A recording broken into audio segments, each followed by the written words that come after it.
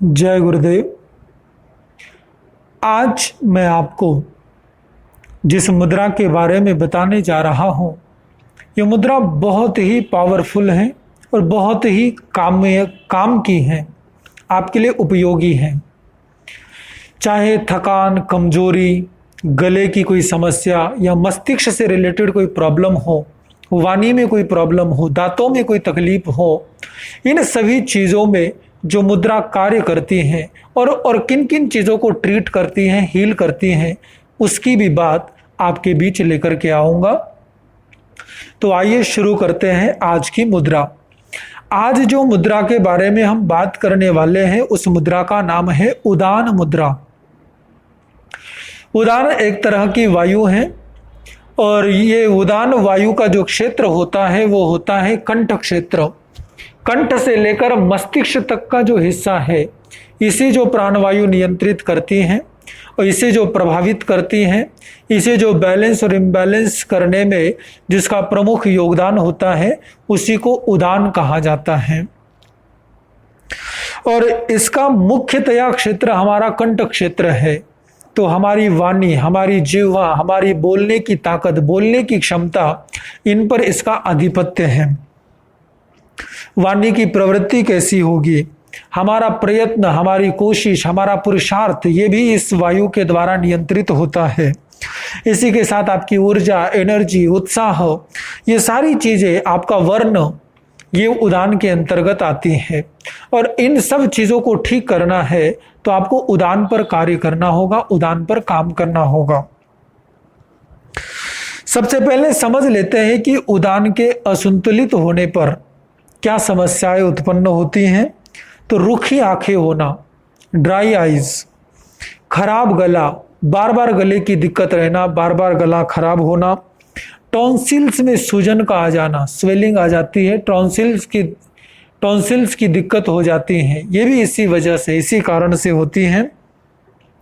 कमजोरी का रहना, थकान का रहना, उत्सुकता में कमी यानी उत्साह की कमी रहना, अंदर में ज़्यादा उत्साह का ना होना, कानों में दर्द का होना, कान में तकलीफ का होना, और वाणी की समस्याएं, जैसे मैं पहले भी बोल चुका हूँ, वाणी से रिलेटेड, जिह्वा से रिलेटेड, जबान से रिलेटेड, गले से रिलेटेड जो भी समस्या है, अति उग्रता यानी बहुत जल्दी हाइपर हो जाना, अति उग्रता का होना, और सूखी खांसी, ये सब उदान के असंतुलन से होने वाली प्रॉब्लम्स हैं। और उदान मुद्रा को आप करेंगे तो उस उदान मुद्रा के लाभ भी हम जानेंगे, उसके फायदे भी हम जानेंगे। लेकिन उससे पहले अब ये समझ लेते हैं कि उदान मुद्रा को कैसे किया जाता है या कैसे लगाया जाता है, या उसके बारे में क्या क्या आवश्यक सूचना है।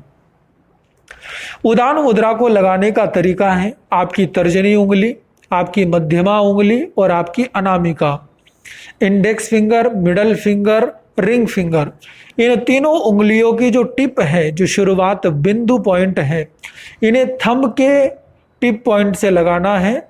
इस प्रकार से ये आपकी बनती है उदान मुद्रा, इसे उदान मुद्रा कहा जाता है। इस प्रकार से ये उदान मुद्रा आप लगाएंगे तो ये उदान को बैलेंस करनी शुरू करेगी। उदान जो है वो बैलेंस होने लगेगा, और बैलेंस होने के कारण मानसिक शांति, मानसिक स्थिरता बढ़ती है।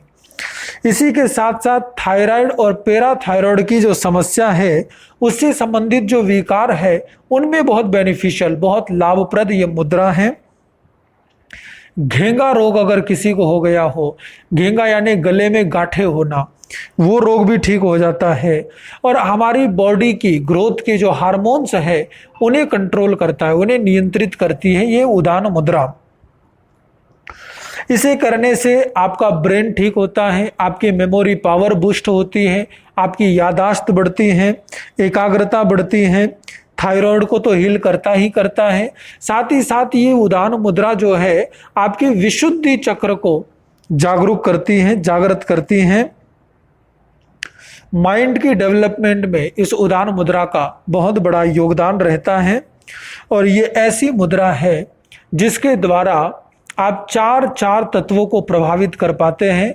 सबसे पहले अग्नि तत्व, फिर वायु तत्व, फिर आकाश तत्व और पृथ्वी तत्व, इन चारों को बैलेंस में करता है, जिसकी वजह से आपके गले से लेकर मस्तिष्क तक के सारे रोगों में आराम पहुंचता है, राहत मिलती है इस उदान मुद्रा को करने से।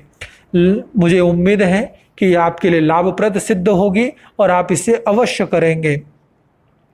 इस उदान मुद्रा को जो है आप सुबह शाम कर सकते हैं। मैक्सिमम 45 मिनट से ऊपर नहीं करना है। समस्या है तो 45 मिनट्स तक करें, अलग अलग 15-15 मिनट के हिस्सों में भी कर सकते हैं। और अगर कोई समस्या नहीं है फिर भी आप बचाव के लिए या नॉर्मल सी प्रॉब्लम इसलिए लगा रहे हैं तो 10 से 15 मिनट तक ही इसका अभ्यास करें। तो ये थी उदान मुद्रा। अगली मुद्रा के साथ फिर मिलेंगे। अभी के लिए जय गुरुदेव।